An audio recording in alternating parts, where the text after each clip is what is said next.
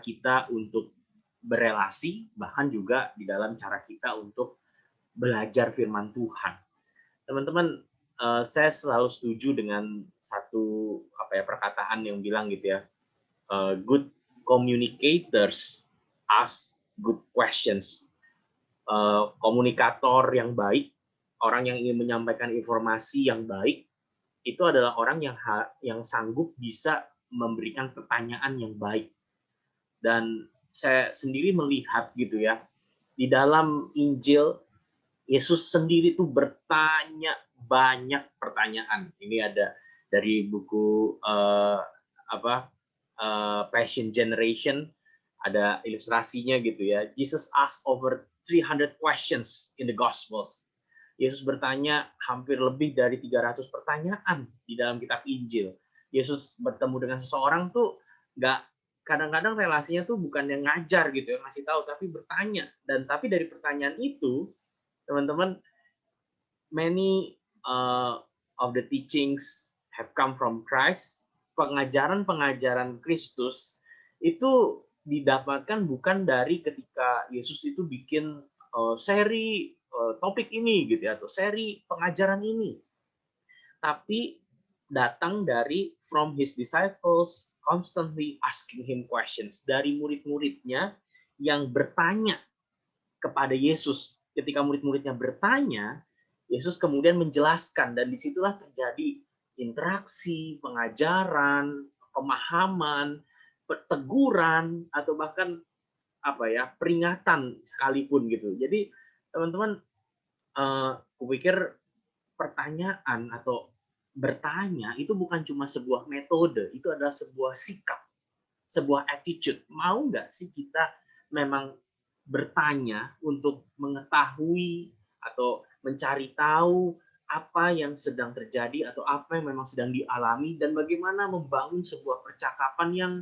yang aman gitu ya, yang terbuka, dan dari situ kita bisa belajar banyak.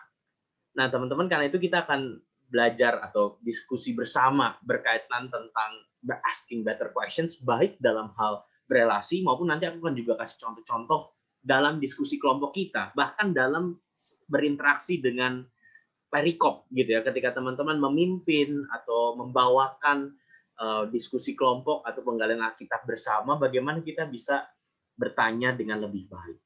Nah, teman-teman, dalam persiapan aku ajak teman-teman buat mikirin skenario ini gitu ya. Bayangkan teman-teman harus mencari tahu kondisi seseorang yang kalau ngomong kata Tuhan, wah langsung diam, langsung menolak, langsung nggak mau respon lagi, kayak gitu. Aku minta teman-teman coba pikirkan 5 pertanyaan diskusi yang menolongmu bisa dapat informasi, dan ya mungkin itu bisa ya menarik dia untuk berdiskusi lebih lanjut.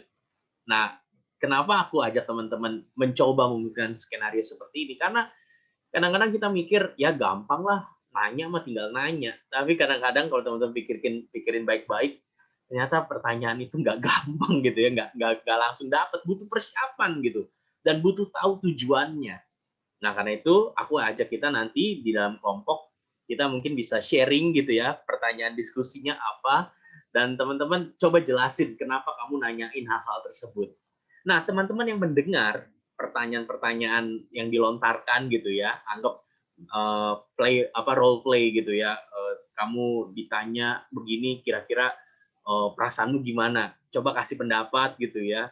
Dan teman-teman coba masing-masing menentukan atau coba tulis gitu ya, ingat pertanyaan yang unik yang kamu dengar dalam diskusi. Jadi dari teman-teman kelompokmu itu, pertanyaan mana yang iya ya, kepikiran juga ya pertanyaan kayak begitu gitu ya, untuk mencari tahu kondisi seseorang yang nggak mau ngomongin tentang Tuhan, tapi pengen tahu tentang kepercayaannya.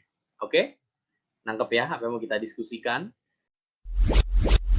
Oke, teman-teman, terima kasih buat sharingnya. Kupikir pertanyaan yang baik itu memang perlu dipersiapkan gitu ya. Maksudnya arahnya, tujuannya. Kalau kita tiba-tiba come up dengan kondisi tertentu tuh belum tentu kita bisa gitu. Karena itu bagi saya, ini sedikit sharing gitu ya. Kalau teman-teman mungkin di kampus belajar PA, Dan setelah belajar PA, mungkin disuruhnya mimpin PA atau mimpin diskusi PA, diskusi kelompok. Tapi bagi saya langkah keduanya bukan mimpin diskusi, tapi latihan buat bahan atau buat pertanyaan.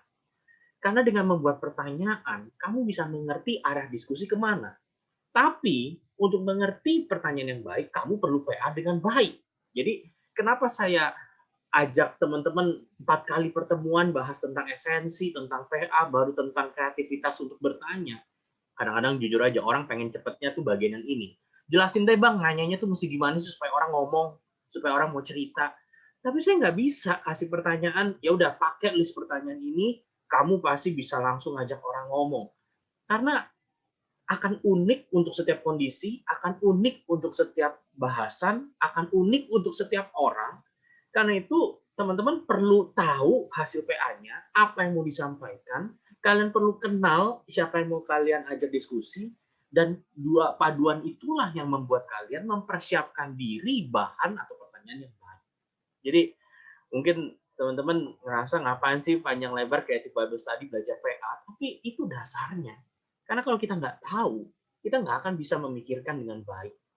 Nah, teman-teman, saya setuju dengan apa yang Melissa Kruger sampaikan. Ketika kita bertanya, otak kita atau the mind focuses and engages in different way when asked something than when told something. Cara kita belajar itu berbeda ketika ditanya sesuatu dibanding dikasih tahu sesuatu. Dan teman-teman dengan bertanya, di dalam pengalamannya Melissa Kruger mengatakan anak didiknya gitu ya atau anak yang dilayaninya itu bisa belajar sama banyaknya dari pertanyaan dengan penjelasan. Jadi kadang-kadang kalau kita ngerasa aduh kayaknya adik-adik kita capek ya gitu dijelasin ngedenger. Teman-teman mungkin itu waktunya kita bertanya.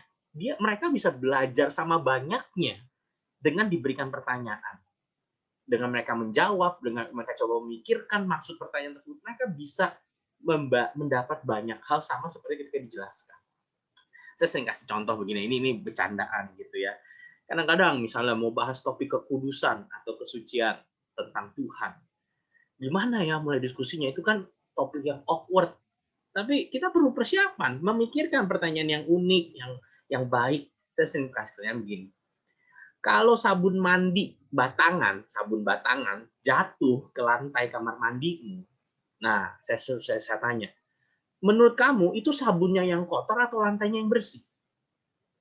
Dan saya suruh, siapa tim sabun kotor, siapa tim lantai bersih? Kemudian suruh jelaskan jawabanmu. Kenapa kalau jatuh sabunnya ke lantai, sabunnya yang kotor, kenapa lantainya yang bersih? Nah, dari situ kemudian saya nanya, sejauh ini, apa pendapatmu tentang Allah yang bersih dan manusia yang kotor? Kalau manusia yang kotor ketemu Allah yang bersih, itu tuh siapa yang jadi kotor, siapa yang jadi bersih sih? Misalnya. Ini nah, banyak yang nanya, Bang Rey kenapa? Gimana cara bisa kepikiran pertanyaan pengantar kayak begitu? Itu butuh persiapan. Saya juga nggak tiba-tiba bisa kepikiran apa ya ilustrasinya. Tapi ketika kamu PA dengan baik, kamu bisa simpulkan interpretasi dengan baik apa yang mau kalian sampaikan, kan bisa susun pertanyaannya untuk menolong mereka masuk ke kesimpulan atau diskusi tersebut. Contoh lain gitu ya. Ini kadang-kadang pertanyaan yang sederhana, yang kreatif itu dari hal sehari-hari, teman-teman. Nggak susah gitu, nggak aneh-aneh. Saya sengaja gini. Teman-teman, kalau kalian pacaran ya, kemudian putus. Setelah putus, setelah beberapa waktu sama mantan kalian balikan. Pertanyaannya, waktu enifnya itu enif tanggal pertama jadian atau tanggal balikan? Nah, saya bagi dua. Siapa yang tanggal jadian, siapa yang tanggal balikan? Enifnya itu sekarang di tanggal jadian atau tanggal balikan? Nah, dari situ kemudian saya nanya, kalau teman-teman percaya sama Tuhan, terus kemudian ada satu waktu teman-teman rasanya kok kayaknya Tuhan jauh, terus teman-teman kayaknya memberontak melawan Tuhan. Teman-teman, hubungan kalian tuh dari awal lagi atau udah berlanjut di tengah-tengah sih? Setelah kalian meninggalkan Tuhan, Tuhan tuh kayak orang nggak kenal atau seperti apa? Jadi kadang-kadang pertanyaan-pertanyaan seperti itu tuh ya nggak ada bukunya gitu ya, buku 50 apa ya memberikan pertanyaan-pertanyaan terbaik untuk diskusi. Tapi pengalaman hidupmu, kejadian-kejadian sekitarmu itu sumber yang sangat kaya memikirkan pertanyaan. Bahkan Alkitab sendiri. Nah, teman-teman ini beberapa prinsip yang aku sharing kalau aku ajak kita latihan bikin bahan atau bikin pertanyaan, teman-teman jangan bikin pertanyaan yang udah kalau bahasa Inggrisnya itu captain obvious, udah jelas jawabannya, jelas-jelas ada di sana. Kalian pernah lihat bahan PA yang pertanyaannya begini ya. Misalnya dari kisah 16. Siapa saja 3 orang yang berinteraksi dengan Paulus di kota Filipi? Padahal sebelumnya teman-teman sama-sama baca perikopnya. Waktu kalian baca, kan udah lihat ada 3 orang. Siapa aja? Udah tahu ada hamba perempuan, ada Lydia, ada kepala penjara. Itu nggak perlu ditanyain ketika orang baca, orang udah tahu. Karena itu buatlah better questions, pertanyaan yang lebih baik. Ajak untuk mendeskripsikan. Pertanyaan deskripsi. Jadi instead nanya siapa 3 orang terus tinggal mindahin jawaban gitu dari Alkitab ke catatan, ajak mereka untuk deskripsikan siapa 3 orang yang berinteraksi, seperti apa kondisi mereka. Atau misalnya coba ajak mereka deskripsikan seperti apa sih kota Filipi, misalnya pekerjaan, nasionalitas, posisi sosial di tengah masyarakat dari perikop yang kamu baca. Atau kamu bisa tanya, ada nggak perbedaan atau persamaan dari ketiga orang yang Paulus jumpai? Jadi daripada menghabiskan waktu menjawab ya ada 3 ini. Kadang-kadang yang buat orang nggak semangat itu udah nggak usah ditanyain, itu udah kita baca udah tahu kok. Itu contoh prinsip membuat pertanyaan yang lebih baik. Ini juga mungkin yang sering teman-teman tahu gitu ya. Jangan buat pertanyaan yang one word wonders atau bahasa Indonesia itu pertanyaan tertutup, jawabannya ya, benar, atau tidak, salah gitu. Contohnya, mungkin pertanyaannya jangan kayak begini gitu ya. Adakah orang-orang yang kamu pikir tidak akan pernah percaya pada Yesus? Ada bang. Selesai. Nggak ada bang. Selesai. Tapi sekali lagi, tanyakan deskripsinya, tanyakan opini, pendapatnya. Menurutmu, tipe orang seperti apa yang menurutmu cenderung tidak mau mendengar atau menerima Injil?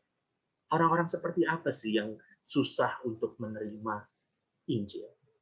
Atau pertanyaan pendapat lainnya. Bagaimana kalau kamu bertemu dengan orang-orang yang nggak mau percaya sama Injil? Bagaimana tindakan atau orang-orang demikian mempengaruhi perasaan terhadap mereka? Jadi itu pertanyaan yang mengundang diskusi, mengundang berpikir. Iya ya, bagaimana kalau aku ketemu orang-orang yang menolak pelayananku atau menolak Injil? Ini prinsip. Contoh lain, teman-teman jangan buat pertanyaan yang memang tidak akan diketahui oleh mereka yang tidak mempelajarinya. Pertanyaan mission impossible. Maksudnya gini, kalau teman-teman pimpin PA kelompok, jangan lupa anggota kalian tuh belum mempersiapkan sebelumnya.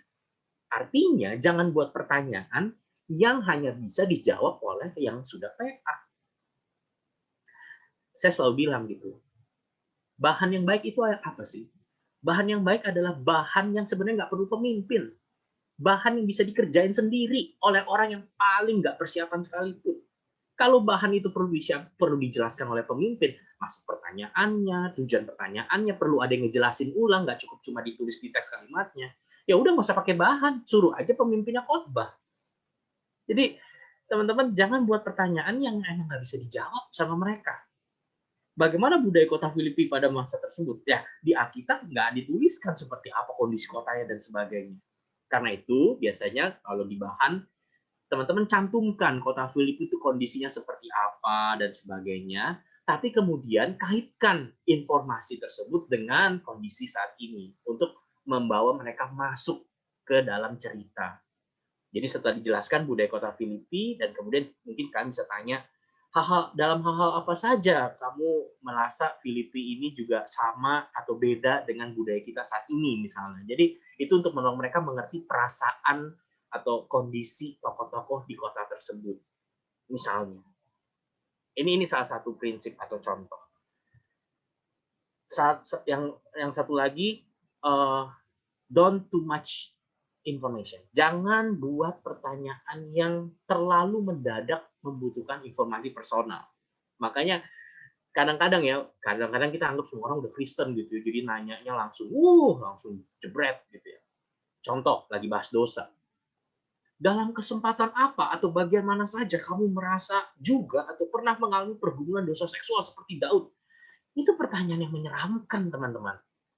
Apalagi buat orang yang baru pertama, tiba-tiba ditanya, pernah nggak mengalami pergumulan dosa seksual seperti Daud? Itu apa ya? Kadang-kadang nggak nyaman gitu. Jadi teman-teman biasanya ajak mereka untuk bandingkan. Contoh, ini contoh bikin pertanyaannya ya. Di dalam gereja masa kini, banyak orang bergumul dan berjuang melawan dosa seksual.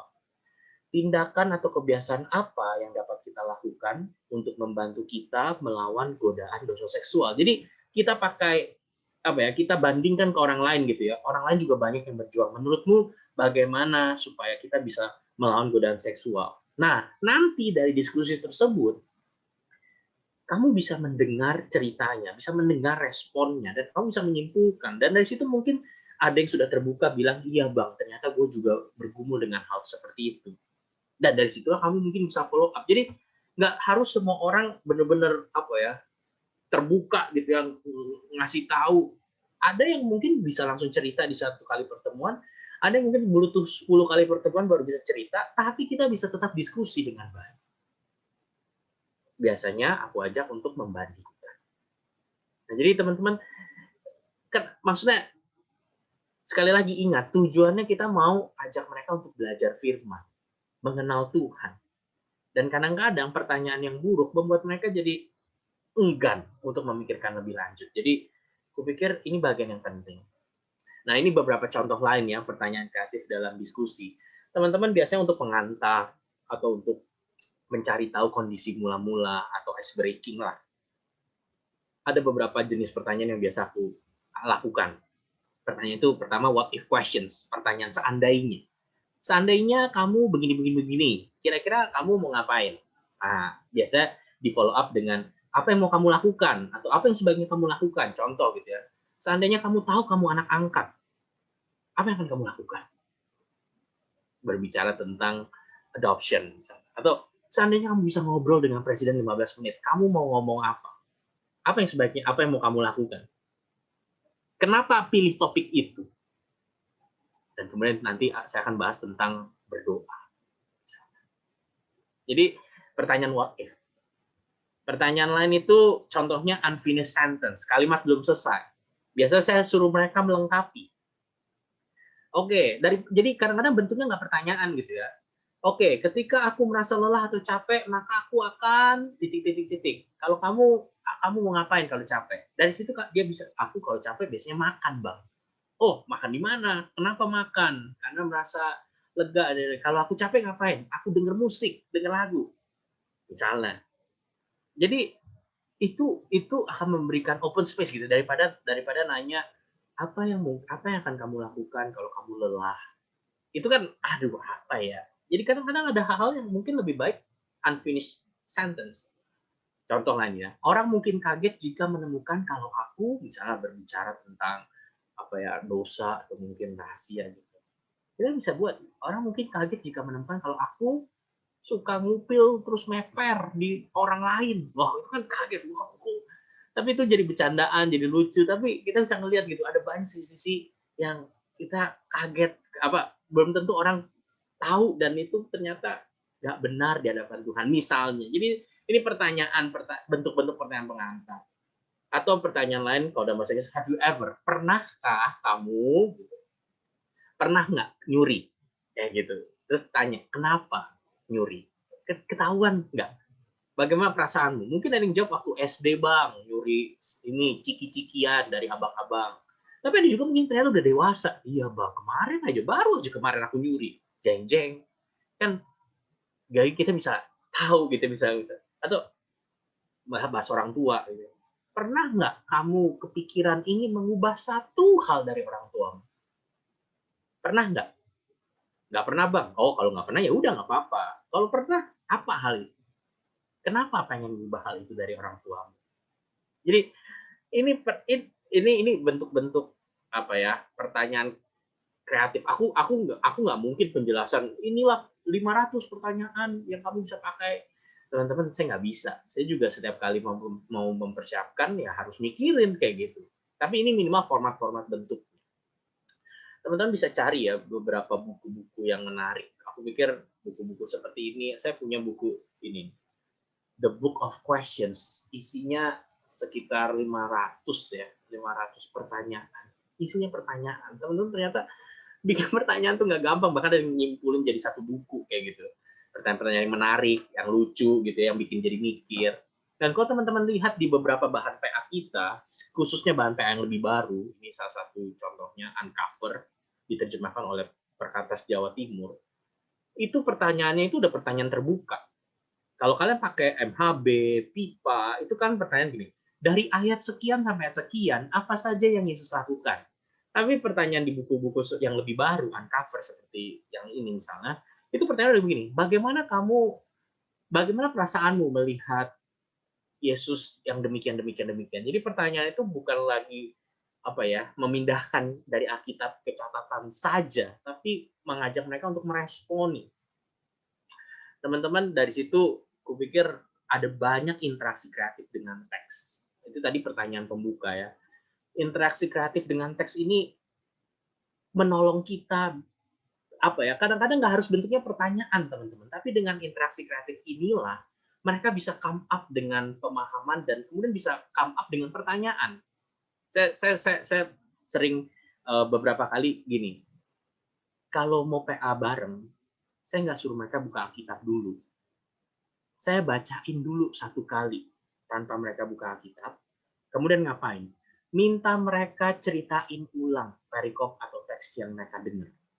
Nah, disitulah ketahuan. Ada yang ngelamun, ada yang coba dengar depannya, terus tiba-tiba apa ceritanya ya. Tapi dari situ mereka akan, iya ya, tadi gue yang keinget apa ya. Dan kemudian bahas bagian-bagian tersebut. Kadang-kadang ulang lagi sekali lagi. Oke, aku ulang sekali lagi ya. Dengar, kemudian ceritain ulang sama pas temanmu. Apa yang kamu dengar? Itu pertanyaan observasi, teman-teman. Itu kan pertanyaan observasi. Tapi nggak harus bentuknya pertanyaan. Bisa bentuknya hal-hal seperti ini. Jadi we are asking a better questions, bukan hanya dalam bentuk questions gitu ya, tapi dalam cara-cara yang menolong mereka untuk engage the scripture kayak gitu. Contoh lain, biasa saya sering pernah juga wawancara tokoh dalam teks. Misalnya perikop yang paling gampang yang pernah kalian bahas apa? Oh, Lukas 24 di pertemuan kedua ya. Misalnya contoh, Alvina jadi 2 orang murid, Yohanes jadi Yesus, siapa lagi nih? Sondang jadi orang-orang yang murid-murid yang mendengar kedatangan 2 orang Emmaus. Coba kalian baca perikop ini dan coba hal-hal apa aja, perasaan apa aja yang kalian tangkap. Pokoknya suruh mereka baca sebagai tokoh di perikop tersebut. Nah, kemudian apa tugas pemimpin?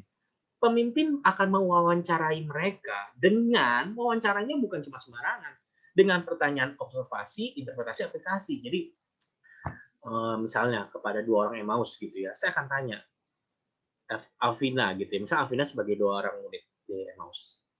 Saya akan perlakukan dia seperti 2 orang murid. Halo, selamat siang, numpang nanya nih.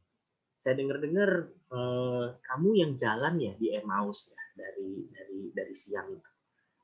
Itu ceritanya kenapa sih? Ceritanya apa? Boleh boleh ceritain ulang nggak? Ceritanya awal-awal tuh kalian lagi dari mana mau kemana? Nah, ketika mereka role play, iya nih kami tuh lagi mau jalan ke sini, mau jalan ke sini. Terus kami tuh sebenarnya lagi bete banget dan lagi kami tahu ada yang kami percaya tapi mati. Tapi minimal dari situ mereka udah nangkep inti perikop tersebut. Nah, jadi kita bisa buat gitu ya. Masa ini sekali lagi dalam ini kan pengalamanku waktu onsite ya.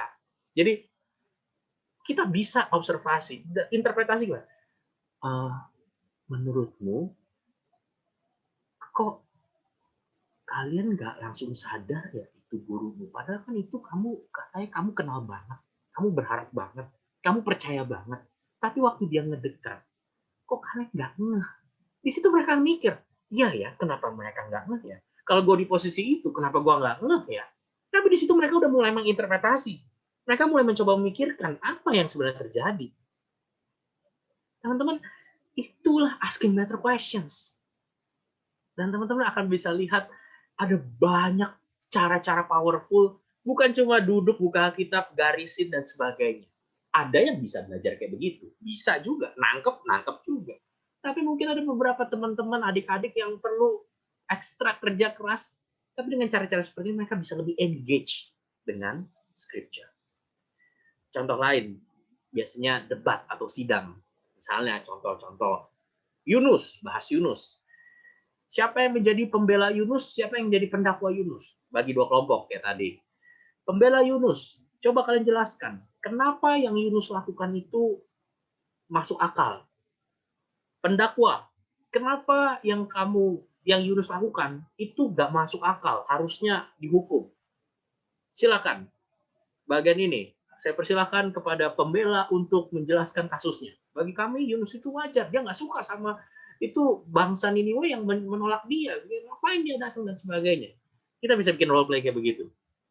Teman-teman di sini kalian akan melihat kelompok kecil, kelompok PA, menarik nggak menarik, itu bukan dari bahan, tapi dari engkau dan saya yang memimpin alur diskusi.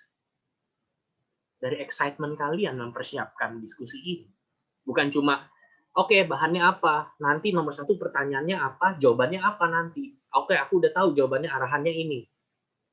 Kalian akan lihat, excitement-nya tuh bukan cuma getting the right answers.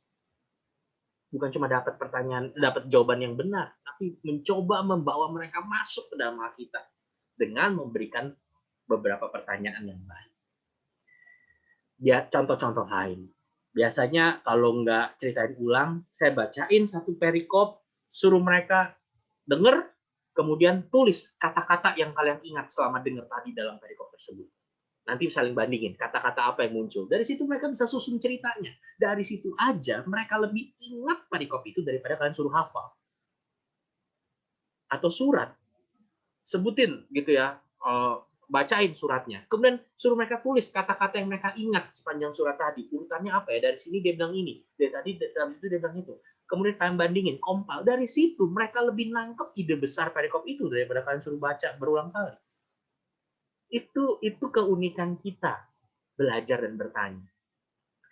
Reka ulang peristiwa. Ini saya ya kayak tadi ya sebenarnya role play, tapi kalau tadi kan wawancara kan, diwawancara kamu jadi tokoh ini, kamu jadi tokoh ini. Ini lakukan perikopnya. Ini hal paling gampang. Lakukan perikopnya. Dan teman-teman perkatakan perikop tersebut. Ucapkan. Teman-teman jangan sepelekan membaca Alkitab, mengucapkan Alkitab, memperkatakan Alkitab. Ada banyak pemahaman yang bisa kita dapat ketika engkau memperkatakan Alkitab. Jam 3, kegelapan, menguasai, kemudian Yesus berkata, Allahku, Allahku, mengapa engkau meninggalkan aku? Suruh satu orang, reka ulang, jadi Yesus. Bentangkan tangan, teriak ke langit, Allahku, Allahku, mengapa engkau meninggalkan aku? Tapi Yesus lagi kesakitan, suruh temannya cubit biar berasa sakit. Allahku, Allahku, mengapa engkau? Itu pengalaman yang powerful. Dia akan ngerti. Walaupun dia nggak bisa jelaskan gitu ya, apa bedanya? Ya tetap tahu kalimatnya Allahku, Allahku, mengapa engkau meninggalkan aku. Tapi di situ kayak berasa apa ya, agoninya gitu loh. Kayak, oke gini ya. Ini bukan cuma teks, oh ya Yesus berseru di ayat salib, Allahku, mengapa engkau meninggalkan aku. Kemudian kita bahas secara analisis, itu artinya Yesus sedang dibuang, apa Allah memalingkan muka darinya. Perasaan-perasaan seperti itu menolong mereka menghayati dan engage better with the scripture. Suruh mereka merespon. Saya sering kalau bahas tentang menjadi pelayan, hamba gitu ya. Oh, Yohanes 13 kah, melayani. Saya sering bagi kelompok 2. Yang jadi hamba duduknya di lantai ya, yang jadi tuan duduknya di bangku. Nah, gimana caranya nentuin siapa jadi hamba, siapa jadi tuan? Saya suruh buang undi. Lebay banget ya, buang undi gitu. Oke, siapa dapat hamba? Selama kita kelompok kecil 2 jam, Tuan bisa nyuruh apapun ke hamba. Hamba nggak bisa berontak, mesti ngikutin apa kata Tuan. Setelah 2 jam gitu ya, macam-macam disuruhnya aneh-aneh. Suruh garukin, suruh jajan, suruh beli makanan, dan sebagainya. Kemudian di akhir saya nanya, gimana perasaan jadi hamba? Gimana perasaannya jadi tuan? Hamba pengen nggak jadi tuan? Tuan pengen nggak jadi hamba? Nanti saya akan kembangkan pertanyaan sesuai dengan apa yang mau saya sampaikan poinnya dari rekayasa tersebut. Tapi, kalian harus tahu tujuannya apa. Tujuannya apa dapat dari mana? Dari hasil PA-nya. Saya nggak berhenti-berhenti ulang. PA itu menentukan kamu mau bikin pertanyaan seperti apa. Bagi-bagi perikop, ini juga cara yang mungkin sering teman-teman dengar gitu ya. Kalau narasi, biasanya saya print ulang, nggak pakai nomor ayat, nggak pakai judul perikop. Saya print justify, kiri kanan rata sama. Saya print dan saya suruh mereka bagi. Kalau kalian bikin drama, scene 1 sampai mana, scene 2 sampai mana, scene 3 sampai mana. Supaya mereka bisa melihat alur perubahan perikop tersebut. Kalau dibuat surat, ini mungkin teman-teman pernah belajar ya, suruh mereka tuliskan yang mana kalimat pertama, yang mana yang ngejelasin kalimat tersebut. Terus kemudian mana kalimat baru, terus ngejelasin kalimat tersebut. Karena kadang-kadang kalau suratnya Pak Paulus tuh runtut dan panjang dan bertingkat. Nah, misalnya saya juga contohnya lain bentuknya. Selain menuliskan, bagi-bagi perikop jadi alur, saya suruh saya bawa koran, saya bilang, kalian bagi perikopnya jadi beberapa bagian dan temukan gambar yang paling mendeskripsikan perikop tersebut. Jadi misalnya dari Lukas 24, temukan 5 gambar yang mewakili perikop tersebut dari awal sampai akhir. Ntar banyak orang yang nyari badai, cahaya, iklan mobil, dan sebagainya. Dan mereka bisa jelaskan kenapa mereka pilih gambar tersebut sebagai pembagian dari perikop tersebut. Itu cara-cara yang jauh lebih interaktif daripada nanya, jelaskan pakai kata-kata. Itu pengalaman saya. Sekali lagi, Bang Rey kan staff, bisa mikirin kayak begitu. Itu bukan masalah saya staff atau bukan. Kalau kamu tahu tujuannya apa, kamu mau luangkan waktu persiapkan, kamu pun juga bisa. Ini bukan masalah, ya tentu pengalaman, sudah lebih banyak latihan, itu menolong. Tapi bukan itu awal langkahnya. Awal langkahnya adalah persiapkan dirimu dengan baik, luangkan waktu, tahu PA-nya tujuannya apa dengan baik, bayangin AK kamu mau seperti apa, diskusi kelompokmu seperti apa, disitulah kamu membuat pertanyaan. Cara menyimpulkan itu juga menarik. Ini saya sedikit nyambung ke contoh online. Biasanya kadang-kadang saya minta mereka menyimpulkan nggak usah pakai ngomong. Kalau ngomong tuh ngulang-ngulang kesimpulannya sama, idem. Masing-masing secara sekarang Google Search, kalian ganti virtual background kalian dengan kesimpulan yang menurut kalian menjadi kesimpulan hari ini. Belajar apa? Kira-kira virtual backgroundmu apa? On cam kita saling sharing. Kenapa milih virtual background ini? Ada aja aneh-aneh. Jawabannya aneh-aneh. Kadang-kadang nggak nyambung sama perikopnya. Tapi itu cara mereka menyambungkan. Dan tugas saya sebagai pemimpin apa? Ya mengingatkan atau sekedar kayak, oh oke. Terima kasih ya kamu ngeliat dari sisi ini. Yang lain ini gimana? Yang lain ini gimana? Kamu nggak harus membereskan semua jawaban. Ingat pertemuan kedua ya. Semua orang di dalam perjalanan masing-masing. Jadi kamu bisa meresponi sesuai perjalanan mereka. Menuliskan hasil kesimpulan. Saya sering bilang kesimpulan itu harus dituliskan. Kenapa? Kalau ngomong, orang tuh ngalor ngidul. Menulis itu membantu. Minta mereka mengartikulasikan kesimpulan. Pakai gambar, pakai perkataan. Tapi kesimpulan tuh nggak hanya ditanya, oke, jadi kesimpulanmu belajar apa hari ini? Nggak cuma begitu. Bisa tanya, learn, apa hal baru yang kamu pelajari hari ini? Unlearn, apa yang harus kamu tinggalkan? Kalau teman-teman ingat di pertemuan pertama ya, saya nanya gitu, apa yang harus kita stop? Itu bentuk menyimpulkan, unlearn, atau relearn. Apa yang harus kita ingat? Apa yang harus kita kembali percaya? Atau mungkin clear, unclear. Apa yang sudah semakin jelas, apa yang masih belum jelas. Loh, kok di akhir pembahasan masih tanya yang belum jelas? Lah iyalah, emang sekali membahas atau sekali pertemuan langsung semuanya terjawab pertanyaan hidupmu? Langsung terjawab semua pertanyaan Tuhan? Enggak harus kan? Jadi kamu bisa nyediain ruang yang mana yang udah lebih jelas. Yang mana yang memang aku sebenarnya jujur masih kayak bertanya sih bagian ini. Dan itu bisa jadi bekal. Oke, ke depan kita bisa bahas apa? Itu pertanyaan-pertanyaan kesimpulan. Contoh lain, tulis puisi, pantun, judul sinetron. Kalian pernah lakukan itu? Apa kesimpulan teman-teman kalian untuk cerita kalian? Mau dikasih judul film apa? Hal-hal seperti itu. Jadi menyimpulkan kadang-kadang nggak harus saya belajar Tuhan kita adalah Tuhan yang begini-begini. Mungkin ada waktunya bisa begitu, tapi mungkin kamu bisa bertanya kesimpulan dari sudut pandang yang lain. Tergantung kamu mau dapat jawaban apa. Atau ya mendeskripsikan anggota yang lain.